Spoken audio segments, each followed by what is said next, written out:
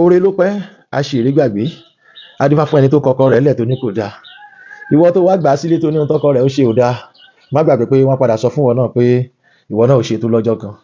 Ẹ jẹ́ ká kọ́kọ́ gbọ́ ọ̀rọ̀ yìí. Ẹ jẹ́ ká kọ́kọ́ gbọ́.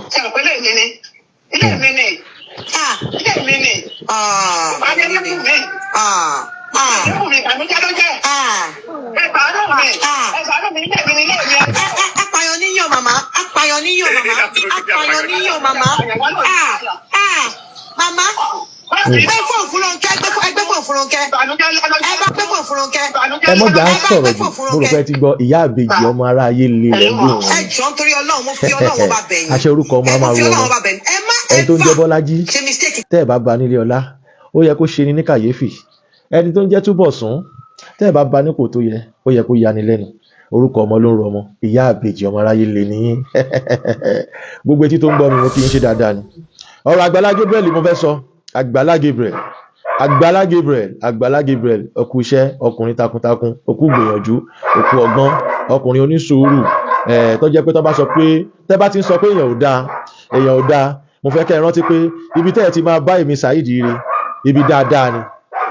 Tẹ́ bá ti ń rí tí mo ń báàkì èèyàn up, ẹ rí pé ọ̀tọ̀ lẹni tó lójú ìta, ọ̀tọ̀ lẹni tó lójú inú, ojú inú á dẹ̀ máa sọ̀rọ̀ fojú inú, ojú inú á máa sọ̀rọ̀ fojú inú nígbà míì. Ojú inú ló sọ̀rọ̀ fún mi wípé ẹni dáadáa lọkùnrin yẹn gbéjà ẹ̀ àjọ jókòó rí oníṣòògùn lèmi pásítọ̀ lòun, àmọ́ wọ́n sọ pé ẹ jẹ́ ká lò fẹ́ nílé ayé nítorí pé ìfẹ́ ni àkọjá òfin. Náà ṣé torí pé ó ti wá jẹ́ pásítọ̀ yẹn sìn ṣé kí wọ́n máa parọ́ nǹkan tí ò ṣe mọ́ ni? Kò yẹ kó rí bẹ́ẹ̀. Ṣé torí pé mo wá jẹ́ oníṣòògùn báyìí ṣé kó wá gbé ọ̀bẹ kó là mí lórí ni? Rárá, ìfẹ́ kò ní sí nídìí ká máa bara wa jẹ́, ìfẹ́ kò ní sí nídìí ká máa bára wa dìtẹ̀. Ẹ jẹ́ kí kọ́kọ́ gbé ọ̀rọ̀ Àgbàlá Gabriel sẹ́gbẹ́ kan, ọ̀rọ̀ àwọn agbódegbà abẹ́lẹ́kún sunkún mọ́ kọ́ fẹ́ yà sọ́dọ̀ yín ṣẹ́yìn náà ráyè yín báyìí látòrí ìlú Forúkẹ́ Dáramọ́lá dé gbogbo bí tẹ́ ẹ dé pátápátá ṣe ráyè yín lóde, ṣe rí pé ìdọ̀tí ń bẹ nínú fùrọ̀ yín, tẹ́ ẹ rò pé ẹ fọ̀ mọ́, ṣe rí pé ìdọ̀tí náà ń bẹ nínú fùrọ̀ yín báyìí. Ṣé wá rí tó bá jẹ́ pé Àgbàlá Gabriel láwọn blogger tí ó bu yín ni àwọn náà wá báǹsì lé yín lórí báyìí nítorí pé ohun tó ṣẹlẹ̀ yìí ohun ìtìjú ni lára yín. Shame on you people. Ẹ̀yin sọ pé nìkan ò dáa, ṣé rí gbogbo ẹni tó bá ti ń jẹ́ agbódegbà fólè ó lè lòun náà torí pé ẹ̀yin sọ pé nìkan ò dáa wọ́n sọ pé karma is real. Ṣẹ́yìn náà ti wá rí gbogbo ẹ̀yin supporters tẹ́ ń sọ pé Àgbàlá Gabriel ò dáa ṣe rójú ayé yín lóde.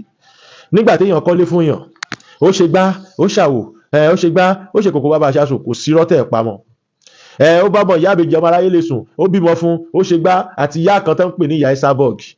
Tẹ́ bá ń torí pé gbogbo pẹ́ kórìíra èèyàn tẹ́ wá ń torí ẹ̀ bá tẹnìkan jẹ́ Ọlọ́run á jẹ́ kẹ́yìn náà lè kúrò lójú kan ni. Mo mọ̀ dárúkọ yín ni. Màá ṣe program with maturity, I will not abuse anybody. But bí èèyàn bá wọ́ra rẹ̀ ńlẹ̀ ẹ̀yin náà mọ̀ pé mo mọ pépà fàyà dáadáa ẹ̀yin náà mọ̀. Ẹ wá mú máa ní ẹbẹ̀ sí sọ̀rọ̀ sí ẹ̀ tí ẹ̀ wá wò pé tó bá yẹ pẹ́yìn ọmọ yín nìkan tó bá yẹ pẹ́yìn lẹ̀ bí kan. Now ẹ bá yàn búyàn pé kò dáa ó ṣe gbá ó ṣe kò bá ṣáṣùn ẹ̀yin lẹ lè ṣe. Èkó tẹ́ ẹ rán wọn lọ sìn wọ́n wá fẹ́ padà sí Ìbàdàn torí pé wọ́n padà rí pé gbóbìnrin ò bá dóko méjì kì í mọ èyí tó dáa. Ilé àwọn nìyẹn ẹ rẹ́ǹtì ilé fún wọn sékòó ni ilé tó kọ́ fún yàn àti ilé tó rẹ́ǹtì fún yàn èwo ló yẹ kéèyàn gbé ń bẹ̀. Èdì kò ní dìwà gbogbo etí tó ń gbọ́ mi, àṣàsí kò ní ṣẹ mọ́ wa lára, ẹ̀gún ìdílé kò ní bá èmi àti yín jà lágbára Èdùmàrè. Àwọn ẹni tẹ́gún ìdílé bá ń dà láàmú lọ múra sọ́rọ̀ ara ẹ̀ dáadáa, ẹ̀kọ́ lélẹ́ ìkọ́ yín o. Inú gbọ́ àná tó ń sọ pé Àgbàlá Gabriel kọ́lé sí wọn sínú gbó igbá kan àwo kan ẹ̀yin gbogbo bàbá aṣáṣùn òun ló ti di ilé mi nílé ni. Kábíyèsí Ọlọ́run, mi ní bá yín ṣàbòsí láyé, mi ní bá yín ṣe àbòsí láyé, mi ní bá yín ṣe àbòsí láyé mi. Ẹ ní bá mi ń di àbòsí, gbogbo ṣe ń jẹ́ tọ́lọ́ ẹ ní bá mi ń di ọ̀tẹ̀, gbogbo ṣe ń jẹ́ tọ́lọ́ ẹ ní bá mi ń di rìkíṣí, ní gbogbo ṣe ń jẹ́ tọ́lọ́ ẹ ní bá mi ń di jìbìtì, gbogbo ṣe ń jẹ́ tọ́lọ́ ẹ ní bá mi rí mi ní rí ìdọ̀tí lágbára Èdùmàrè, ẹ ní bá mi ń di ìkà, gbogbo ṣe ń jẹ́ tẹ́lẹ̀ Èdùmàrè. Bí mi ṣe wíṣì ni mo ṣe tọrọ lọ́wọ́ Ọlọ́run ẹ tí ẹ lè bá mi ń bẹ̀ torí ìyìn ṣọmọ bẹ́ẹ̀. Ṣé wá rí báyìí o pé ìgbà tí mo ń jáde tí mo ń support Àgbàlá Gabriel lọ́jọ́ yẹn pé téèyàn bá sọ pé nìyẹn ò dáa ìkan tó bá lágbára láti ṣe ni kó ṣe, ẹni tó ní kò dáa yẹn fi lọ́rùn lẹ̀ má bá wọn fẹnu bà á jẹ́.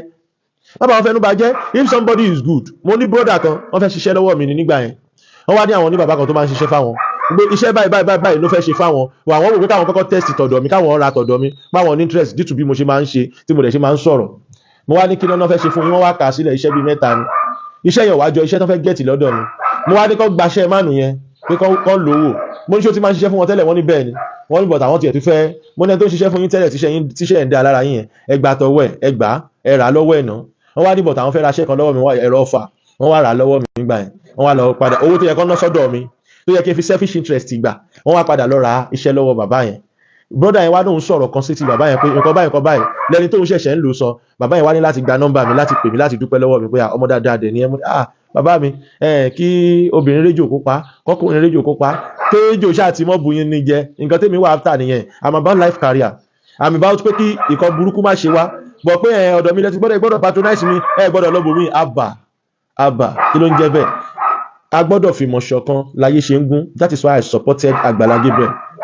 Mi ì pé mo ní nọ́mbà rẹ̀ lọ́wọ́ èyí pé ọjọ́ kan tí ìyá kan tiẹ̀ ní kí n bá òun sọ̀rọ̀ fún lórí ọ̀rọ̀ ilẹ̀, mo mẹ́sẹ̀jì wọn pé ọ̀rọ̀ ilẹ̀ kan ṣe ilẹ̀ kan Mrs. Abikoye àbúrò wọn ló ra ilẹ̀ yẹn kinní kan.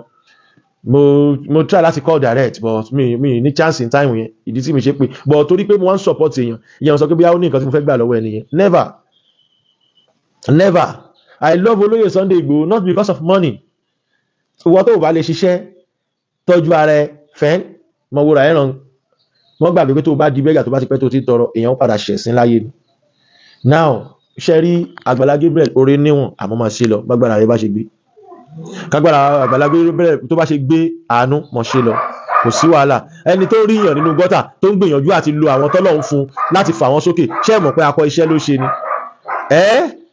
Àwọn èèyàn bẹ láyè tó jẹ́ pé tẹ́ ẹ bá ṣoore fún wọn ibi náà padà fi sun yín. Ó ń bẹ nínú ìyàwó ilé ó sì ń bẹ nínú ọkọ tẹ́ ẹ máa forí fọrùn ṣe fún tí ò dẹ̀ ní mọ̀. Ó ń bẹ nínú ọmọ téèyàn bí téèyàn máa forí fọrùn ṣe fún tí ò dẹ̀ ní mọ̀. Ó ń bẹ nínú ọ̀tá, ó ń bẹ láàrin ọ̀rẹ́. Kódà ọ̀tá mi ìgan tẹ́ ẹ bá ṣoore fún gbá padà mọ́ fún yín pẹ́ ṣoore fún òun. Ọ̀rẹ́ mi sì ń bẹ̀bẹ̀ forí fọrùn ṣe fún ó lè mọ́ gbà pẹ́ ṣoore fún òun láíláí. Ẹ̀dá kí ló dé tẹ̀jà gba kádàrà tẹ̀jẹ̀ ká mórí Ọlọ́run. Elédùmarè gan ń ṣoore fẹ́lòmíì gan kò mọ̀. Physical appearance tí Elédùmarè fi sí ara àwọn ọmọ ẹ̀dá bí èékánná bí irun orí bí àwọ̀ ara kò tí àwọn ọmọ ẹ̀dá mi lọ́rùn lẹ́ṣẹ̀ ráwọn èèyàn tó ń búra lẹ́ṣẹ̀ ráwọn èèyàn tó ṣe máa lẹ léèlì onírọ́bà mọ́nẹ́lì wọn torí pé bọ́lá ṣe dá wọn tẹ́ wọn lọ́rùn. Irun ojú yóò tẹ́lẹ̀ mí lọ́rùn yóò tún lẹ̀ mọ́ tó bá ń lọ patí tó ń gbẹ́ lọ pàdé àwọn alágbàákò bíi tiẹ̀. Kí ló dé tẹ̀jà gba kádàrà? Kí ló dé tá àmórí Ọlọ́run táyé òṣòro kan ìdílé máa fi bí ẹnu ọjọ́ mẹ́ta mo sọ kinní kan Olóyè Sunday Igboho ló lead àwọn tán lọ rescue ní Òṣogbo yẹn mo kàn wọ́n mọ̀ bá sọ̀rọ̀ sí ni bọ̀ ìgbà tí torí pé àwọn Fúlàní complain Olóyè Sunday Igboho làwọn sójà ṣe darapọ̀ mọ́ wọn wá change aṣọ ọrùn olóyè and the end of it olóyè ò sọ ha láti ìgbà táwọn ọmọ yẹn ti dé tó bá yẹ pé àgbà míì ni yóò ti mọ̀ pariwo olóyè sọ nǹkan kan pé aṣáàtìrí wọn rescue adúpẹ́ lọ́wọ́ Ọlọ́run ìgbà tí mo máa dórí social media kan thank you Jesus làwọn èèyàn sọ a sì pé Jésù nígbà kìíní lánàá tí ò dáhùn ẹ jẹ́ kí n mọ́rọ̀ wọnú ọ̀rọ̀ ẹ sọ pé thank you to military ẹ sọ pé thank you to Sunday Igboho ẹ sọ pé thank you to Tinubu thank you Jesus lọ́pọ̀lọpọ̀ sọ ní Jesus báwo tí ó tẹ̀lé wọn wọnú igbó ni ẹ̀yin èèyàn kí ló dé kí ló ń ṣe yín táyé òṣèré kẹ́hìndé lẹ́mọ̀ fún kí ló dé tẹ pọ́tẹ́ sọmọ yín dánmọ́ àlè kí ló dé tẹ gbọ́mọ bàfọ́sùn kí ló ṣẹlẹ̀ àwọn ibẹ̀ yẹn kọ́ ni mò ń bọ̀ léni mo kàn jí yín bí tẹ̀sán sí ní ẹ̀yìn Áfíríkà ọ̀pọ̀lọpọ̀ tó rin wọ́n léni torí aláìmoore ẹ̀dá tọ́pọ̀lọpọ̀ jẹ́ ló fà á o Agbala Gabriel gbìyànjú kọ́lé fún yín kẹ́ ẹ tiẹ̀ wá ṣiṣẹ́ tẹ́ mọ̀ fi jẹun ẹ tó bá fẹ́ kó jẹ́ pé òun la máa bọ yín 100%.